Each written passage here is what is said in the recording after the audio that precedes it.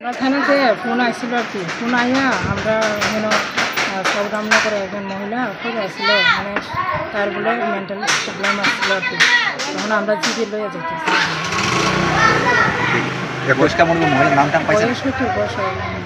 নামটা কি ওনার?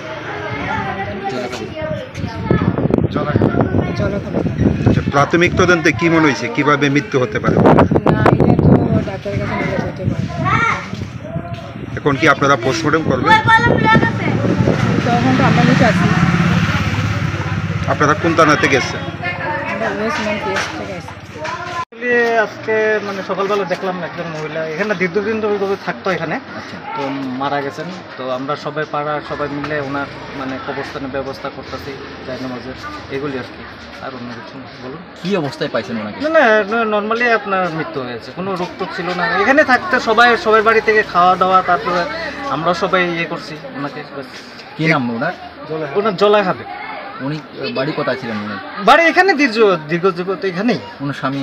না এখানে কেউ ওনার কোনো আত্মীয় স্বজন কোনো কিছু নেই, কোনোদিন কোনো আঘাত কোনো কিছু নেই, কোনো কিছু। কতদিন যাবত ক্লাবের মধ্যে থাকতো? ক্লাবে অনেক দিন হয়েছে, দীর্ঘদিন হয়েছে। যেহেতু এলাকার মধ্যে ওনার বাড়ি, আপনি বললেন যে ওনাকে বাড়িতে পৌঁছানো দেওয়ার কোনো উদ্যোগ নিয়েছিলেন আপনারা? না বাড়ি মানে এলাকাতে বাড়ি কিনা কোথায় থেকে এসেছেন, এখানে অনেক দিন যাবত থাকছেন সবাই। এখানে ওনাকে দেখে মানে খাওয়াচ্ছেন, দিচ্ছেন, চা ভাত যা মনে হয় সবই দিচ্ছেন। এখন মৃতদেহটি মানে কার উদ্যোগে কি মানে কাজ? এখন ক্লাবের উদ্যোগে আমরা কবরস্থানের মধ্যে করছি, সবাই মানে এলাকার থেকে টাকা তুলে ওনাকে এখানে করবো আর কি। পুলিশ এসছে? হ্যাঁ পুলিশ এসছে। পিএম করাতে হবে? না প্রশ্ন ওনার বলছেন না লাগবে না, আপনারা উদ্যোগ নিয়ে আপনারা করবেন। পুলিশের কথা বলছেন? হ্যাঁ।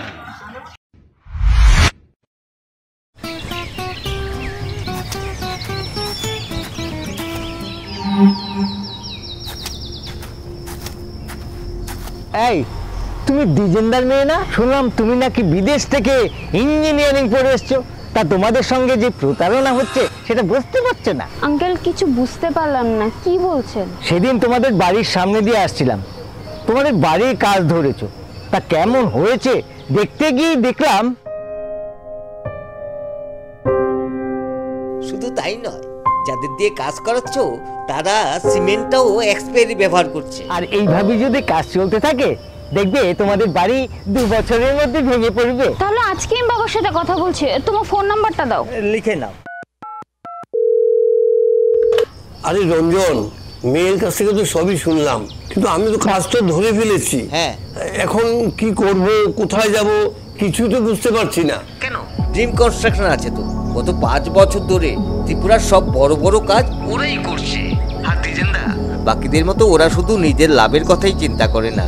আমি ঠিকানা দিচ্ছি, তুমি আজই ওদের সঙ্গে যোগাযোগ করো। ওকে ওকে ওকে ওকে